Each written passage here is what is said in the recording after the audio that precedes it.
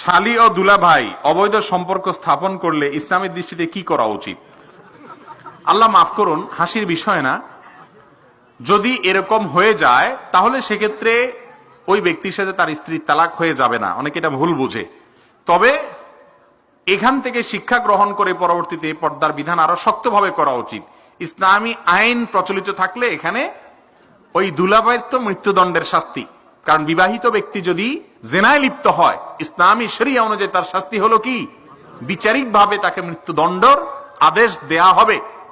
কিন্তু যেহেতু বিচারিক ভাবে এটা কায়েম করার সুযোগ নাই, আল্লাহর কাছে সে তওবা করবে, মাপ চাইবে, লজ্জিত হবে, বাস, এবং পরবর্তীর জন্য সাবধান হবে।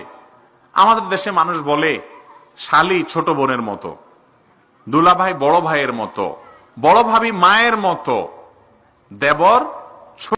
কেউ খাবার জোগাতে কাজের সন্ধানে দৌড়াচ্ছে, আবার কেউ অতিরিক্ত খেয়ে খাবার হজমের জন্য দৌড়াচ্ছে।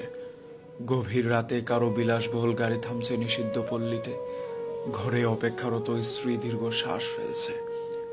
কেউ ভাঙা গড়ে থেকে ওই স্ত্রীকে নিয়ে অবিরত সুখের স্বপ্ন বুনছে। কেউ ভাব